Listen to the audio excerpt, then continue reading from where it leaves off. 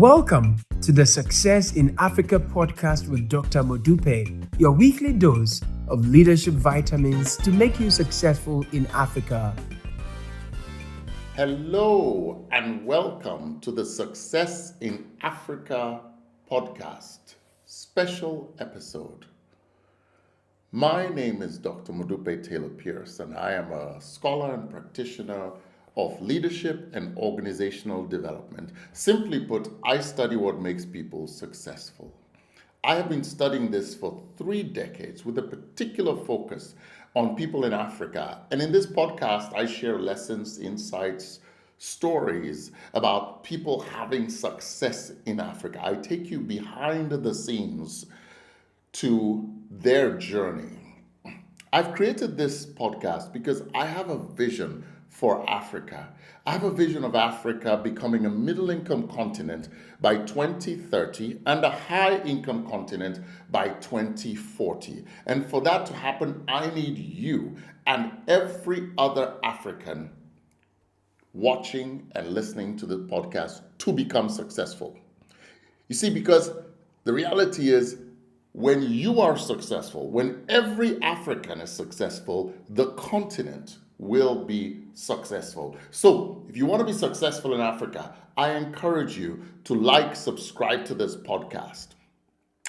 This episode is brought to you courtesy of BCA Online, the one-stop shop for mastering leadership. Joining BCA Online is free, and it gives you access to countless hours of knowledge, of videos, and frankly, a plethora of resources on leadership that will enhance your capacity.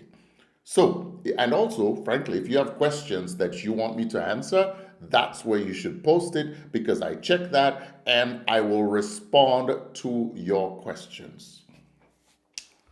As I alluded a few minutes ago, for those who are frequent viewers of this podcast, today is a special episode.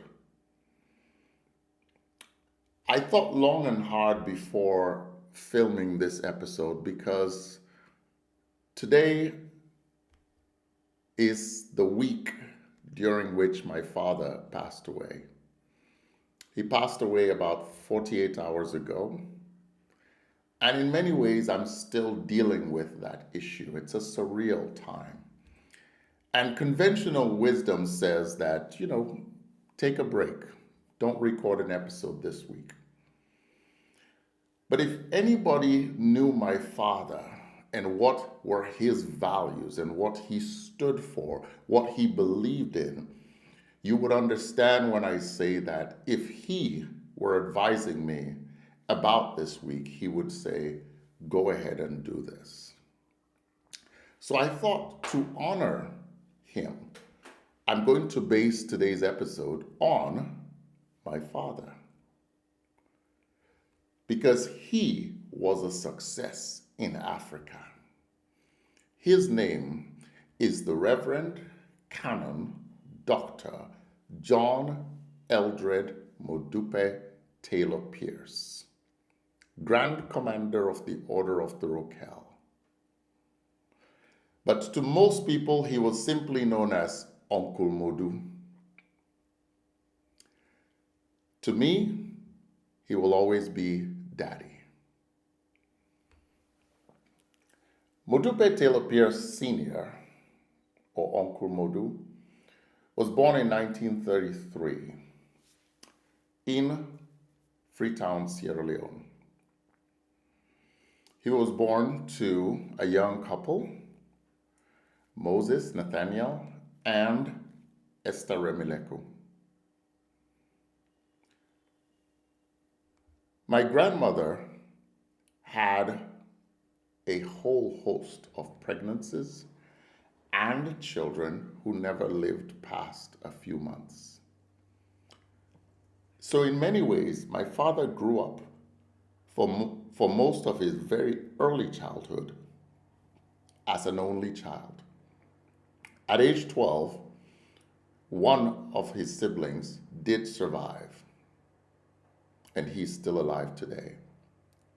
Unfortunately for my dad, about 3 months after this sibling was born, at age 12, he lost his dad. So during his teenage years, he was raised by a single mother. And there were times when life was really hard.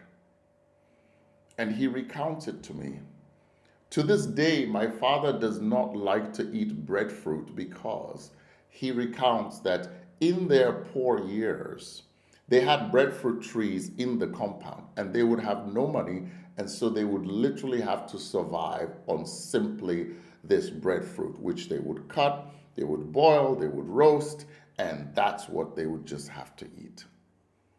So even when he was in his 70s, 80s, Daddy did not want to eat breadfruit because it took him back to those years of suffering. His mother was a school teacher. My father did very well in academics, and he went to the University of Sierra Leone, and he graduated at age 21 as a young teacher. And he went to teach in Bo Secondary School. He excelled as a teacher, was popular with the young men, some of whom were older than he was.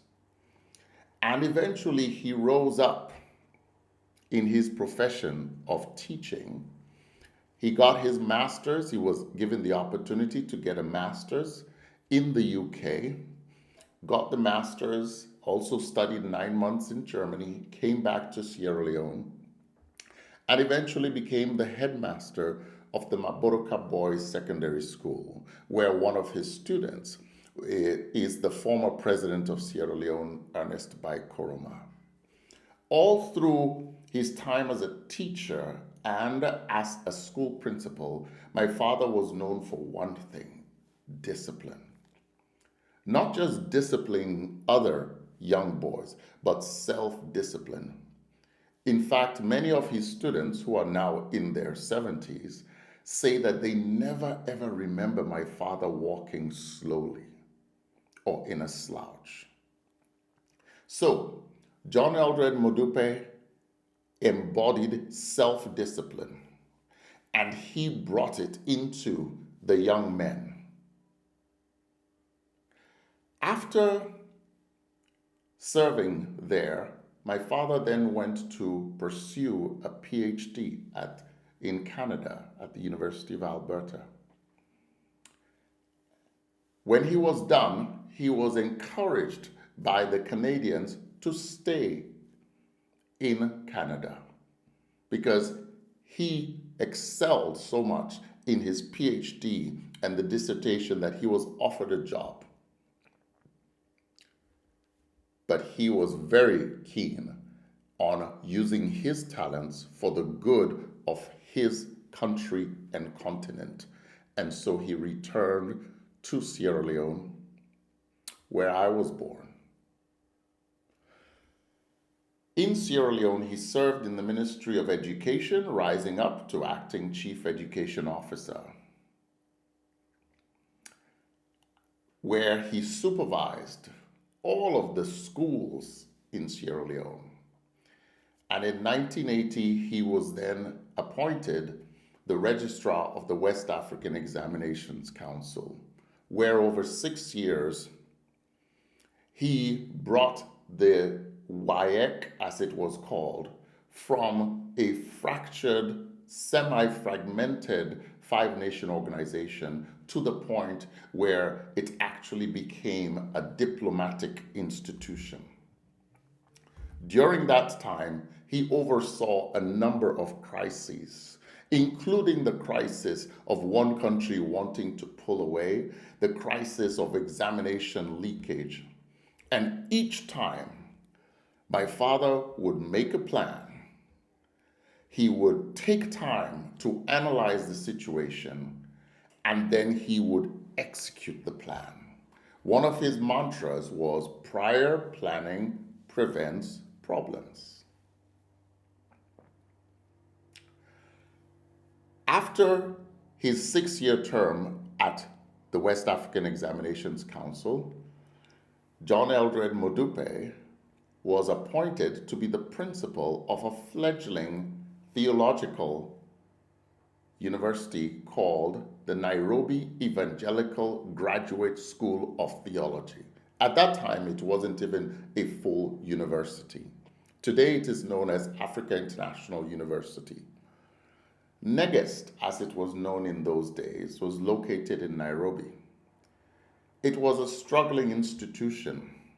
My father left a plush job and chose to go for something that was akin to a startup. Why did he do that? Because he was always guided by God. He took time to pray, he took time to consult God, and he believed that this was what God wanted. So he took a salary cut, he took a luxury cut, and he went to Kenya. There at Negest, he laid the foundation for what today is Africa's premier academic institution for pastors, evangelists, reverends, and bishops. Some of the graduates that have gone through his hand are mega pastors today. And one of the things that they all remember him for is that John Eldred Modupe, put God first. He was obedient to God, he trusted God, and he followed God's principles. So integrity was his watchword. Courage was something he demonstrated. He was passionate about supporting and helping others because that was his mission. In the early 1990s, after completing his term at Negest, John Eldred Modupe, now a little over 60 years old, moved back to Sierra Leone. And when he moved back to Sierra Leone, he taught at the University of Sierra Leone. While teaching, he came to realize that there was a challenge in Sierra Leone. He went through the Civil War experience and realized that there were lots of people, adults, who were traumatized by the war, who were traumatized by the hardships. And this trauma was reflecting in their relationships, their marriages, and they needed counseling. So, what did John Eldred do?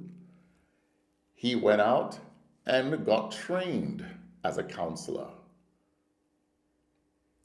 Got his training and opened up a counseling, education, and teaching service called the Diaconia Interdenominational Service for Counseling, Education, and Teaching, otherwise known as DISCET. He started DISCET, and their initial meetings were in the living room of his house. Today, DISCET is a non-governmental organization complete with a board and a CEO, and it runs, and it will continue to run long after my father's dead. They have trained hundreds of counselors and teachers, and they have supported many, many people to live their best lives. In his later years, as his energy faded, John Eldred and me, his son, who carries his name of Modupe, would spend Saturdays together. And during those times, he would always ask me questions. Unlike many people of his age who would be keen to dispense knowledge, John Eldred was more keen to gain knowledge. And his main question would be, Modupe, tell me what's happening in the world. He was always curious. And because of his curiosity, he was always learning. And because he was always learning, he always had amazing insights to share with others.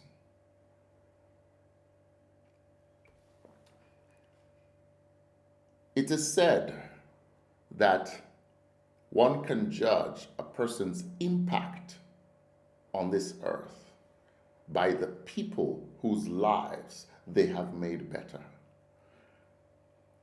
If that is true, then the early evidence of what I have heard and been told in the last 48 hours shows that J.E.Modupe had a huge impact.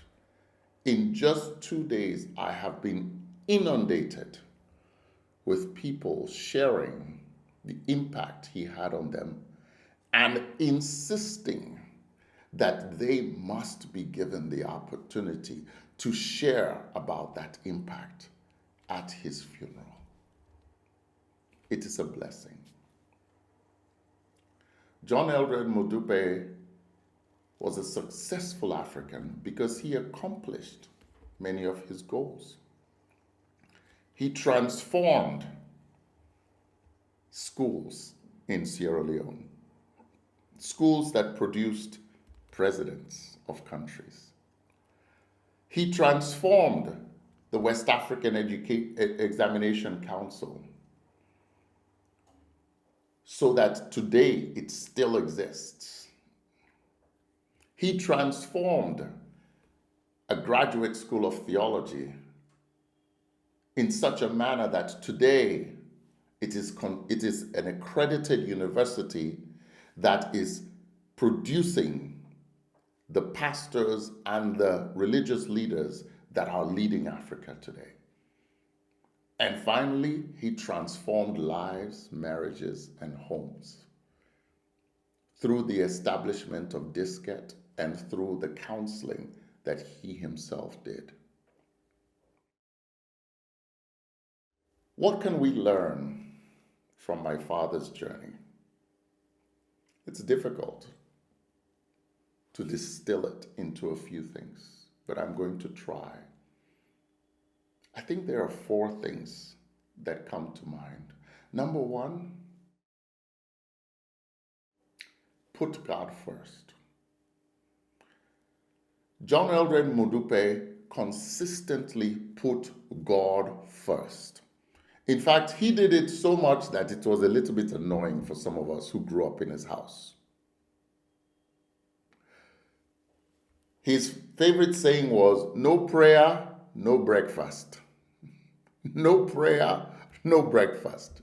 You wake up and we're going to say prayers. We're going to acknowledge the presence of God. We're going to thank him for being who he is, for waking us up before we feed our stomachs. And in everything that he did, he sought God's direction. And this is why he was widely considered as very wise. Not because he was smart, but because he took God's instructions instead of his own and dispensed that. So that's number 1.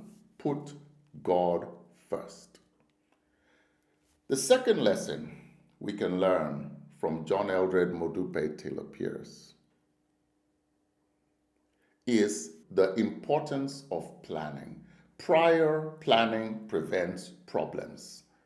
Daddy was always thinking several steps ahead. He loved to put his plans on paper, and he made sure that he would execute those plans.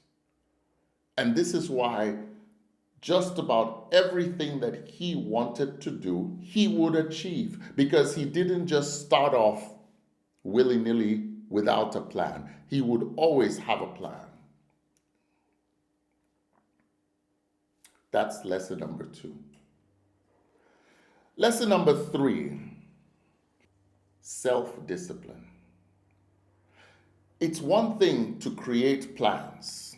It's another to have the discipline to follow through on them. And J.E.Modupe first disciplined himself.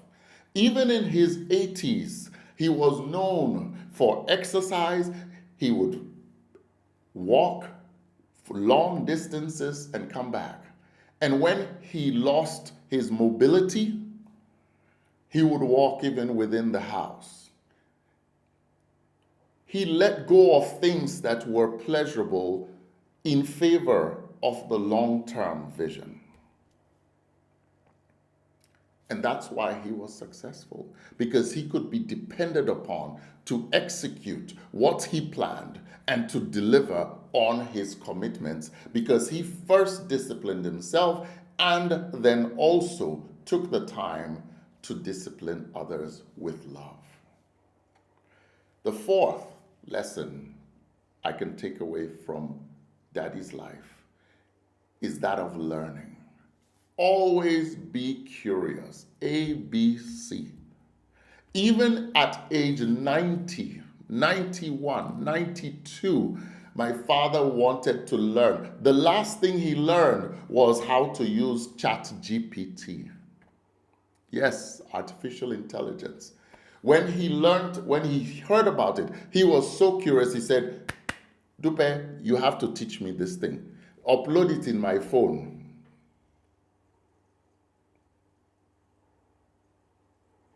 Always be curious. Because of that, J.E.Modupe was never out of touch, out of date, and therefore always valuable to others. These are 4 lessons that I have learned from my father. He was married for 61 years to my mother, and he loved her dearly. He loved each of us, his children, dearly. Both the ones that he fathered and the ones that he adopted. And there were many. J.E.Modupe, you will be missed. Your legacy lives on. The Africa that you pined for and wanted, it will come to pass. And I would just say thank you for being who you are.